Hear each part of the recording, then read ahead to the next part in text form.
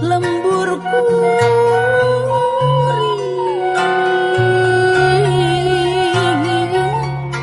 tuh di ditu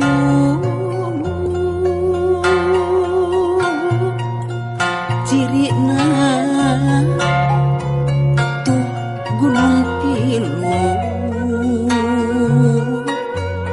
hejo lembor kakayona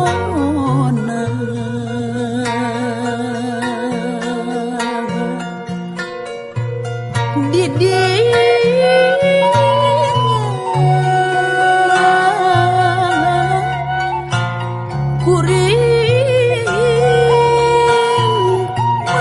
batu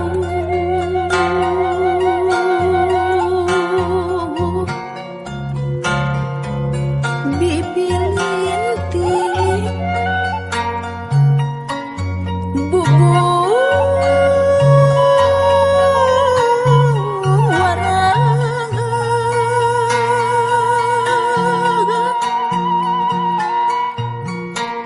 tempat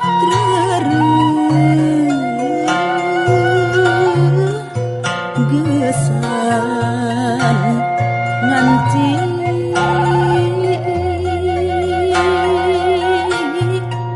tanah enak ti isting trin bali gesan pangbalikan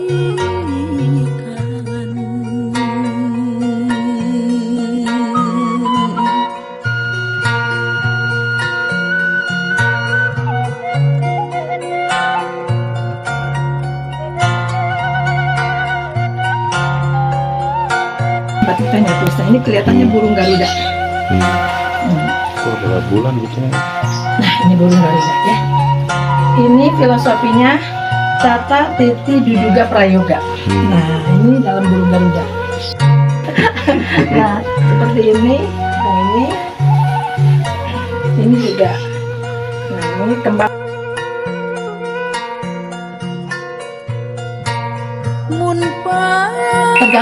Tergantung pertama desain ya, yang kedua bahan. Nah, kayak ini kan bahannya dari Paris, bahan Paris. Dan ini tekniknya lebih rumit gitu kan, karena ini cat. Nah, catnya kan menggunakan ini nggak banding ini catnya.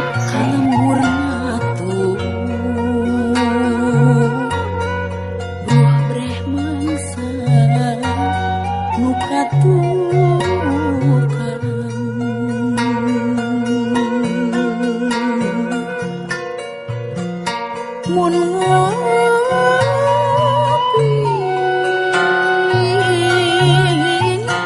kacapi suling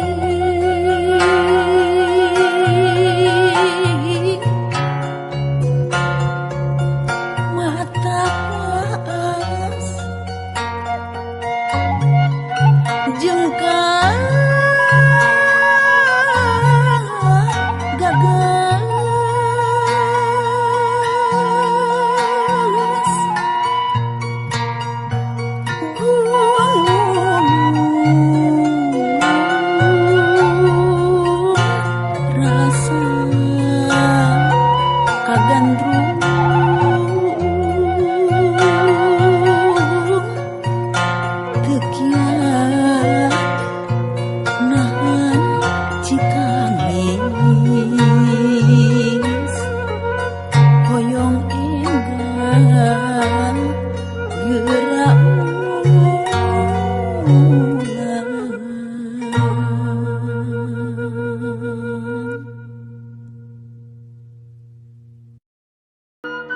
ini tekniknya cap. Nah, tetap menggunakan cap juga ya.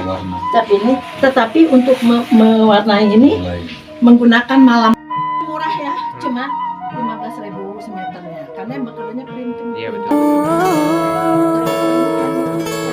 Genggamlah tanganku bersamaku, kau kan menentukan arah. Didesain pada abad ke-17 ya.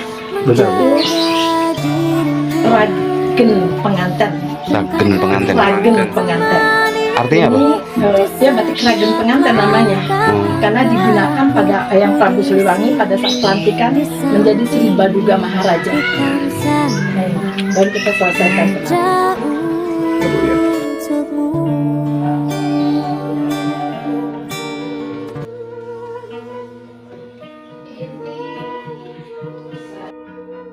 Ombudsman yang dulu wakil gubernur. Ombudsman. Terus mami itu berkata, anakku,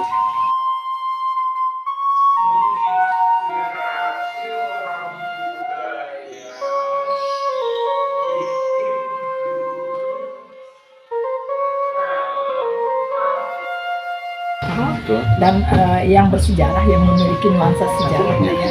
Akhirnya di Sperinda sama dinas pariwisata aja sama dengan dinas ekonomi ya, bidang ekonomi ya, asda bidang ekonomi tersebut menyerahkan kepada salah satu yang dituakan di Kabupaten Bandung seniman ya, ahli batik. Nah akhirnya itulah yang membuat desain batik dengan motifnya adalah kina, kearifan lokalnya kina. Kina itu artinya apa, Bu? Kenapa?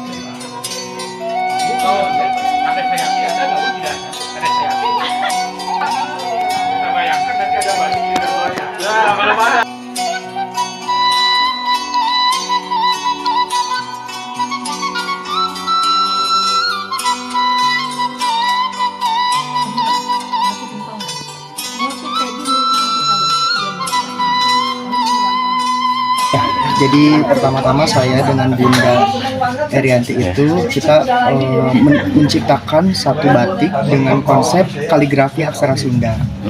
Nah dengan konsep ini akhirnya kita menemukan bahwa di Kabupaten Bandung itu ada batik, bukan ada batik, ada motif yang harus selalu dilestarikan namanya Kina, bukan? Motif kina ya. Nah dari motif kina ini akhirnya dikolaborasikanlah dengan Erlita Glory. Jadi bukan hanya motif kina aja, tapi ditambah oleh kita menggunakan kaligrafi aksara Sunda. Tanggapannya Pak Kades perihal ini? Buat teman-teman pers, jadi hari ini itu adalah program lanjutan dari Telkom yang memang pada saat itu saya ketemu dengan yang kebetulan awal mulanya ada warga masyarakat, ada potensi yang ada di desa Sayati, kemudian ada warga masyarakat juga yang memang peduli, yang kebetulan dia sebagai dosen di Telkom, sehingga akhirnya direspon baik nih dengan Telkom. Memang ini hanya miniatur saja atau contoh yang akan kita kembangkan nanti ke depan, dan siapapun sudah mempersiapkan.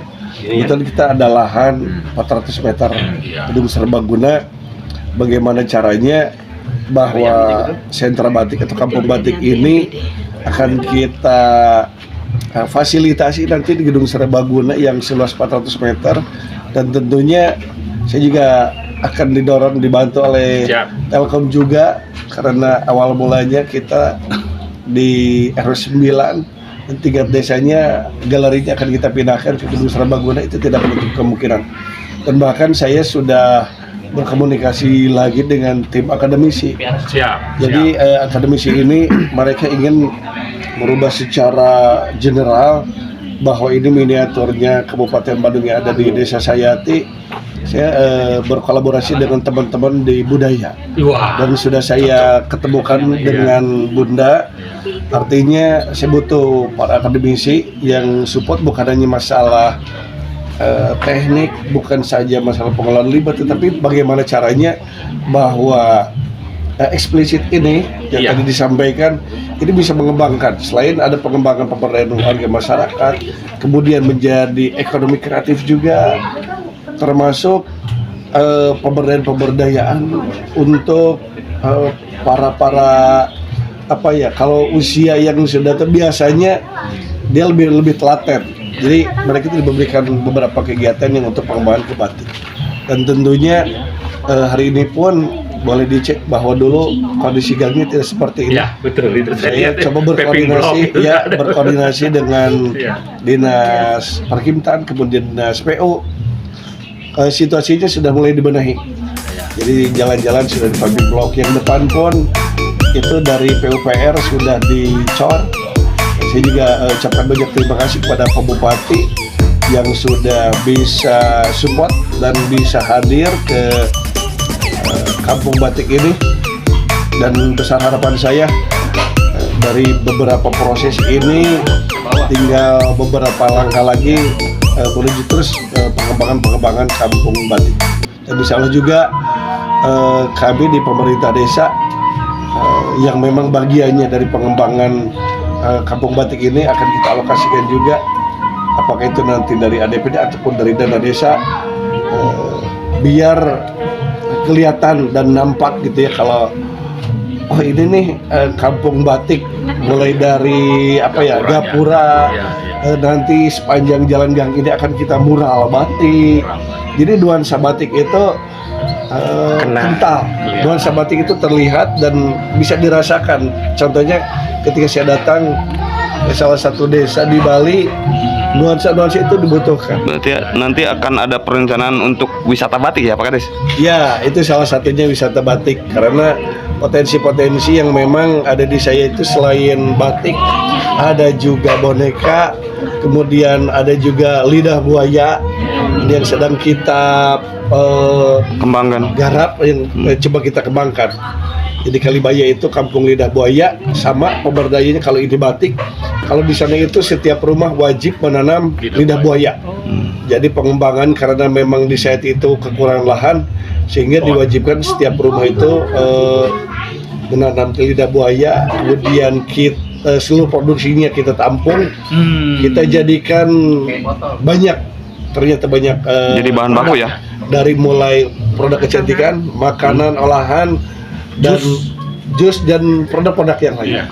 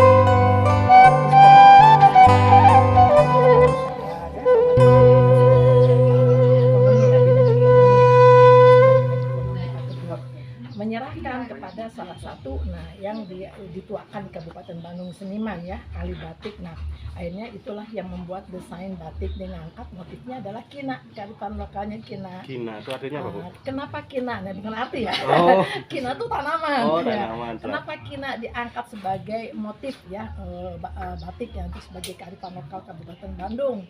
Karena Jawa Barat khususnya ya, bukan Bandung saja, Jawa Barat itu pada abad ke-17 itu, nah itu dijadikan sebagai tempat atau wilayah budidaya pertanian tanaman kina oleh VOC, nah VOC Belanda. Kenapa? Ya pada abad itu Belanda kan Eropa, bukan Belanda saja, Eropa sedang dilanda pandemi malaria dan akhirnya Belanda membawa bibit itu dari Brazil. Nah kemudian dibudidayakan di Jawa Barat, salah satunya di Kabupaten Bandung. Nah akhirnya tumbuh subur kembang tanaman kina se-Jawa Barat dan itu kemudian dijadikan ekspor untuk dijadikan sebagai bahan baku pembuatan obat malaria. Maka kenapa ada pabrik kina di kota Bandung. Nah pada abad itulah kita pernah berjaya menjadi eksportir dunia terkenal ya. Nah dunia, untuk bukan Indonesia, dunia saja. Nah akhirnya seiring dengan perkembangan teknologi kedokteran dan farmasi dan sebagainya, barangkali terutama ekonomi, akhirnya tanaman kina itu bukan menjadi komoditi spesial lagi. Dan kemudian lama-lama menjadi musnah lah di Kabupaten Bandung itu, tidak dibudidayakan lagi karena tadi teknologi pengobatan dan bahan-bahan kimia yang teknologi kimia di sini berarti kan ahli-ahli kimia sudah mampu membuat bahan-bahan lain, meracik bahan-bahan lain menjadi obat kina, obat malaria. Jadi udah akhirnya tertinggal lah tanaman kina kita ini. Akhirnya Kabupaten Bandung mengangkat itu sebagai sejarah kenang-kenangan ya, bahwa Kabupaten Bandung pernah menjadi wilayah yang oleh Belanda dijadikan sebagai pertanian tanaman kina gitu. Makanya akhirnya motif kina diangkat. Motifnya tanaman kina itu motifnya. Jadi motif itu karakter daripada tanaman, daun, bunga, buahnya barangkali. Nah itu jadikanlah sebagai motif batik. Nah cuma belum ada pembatiknya. Nah pada tanggal 3 Mei ya Kang Feby ya, 3 Mei 2023 kita sudah memulai merintis membuat batik ya di sini. Akhirnya kita membantu Pak Bupati untuk mempublikasikan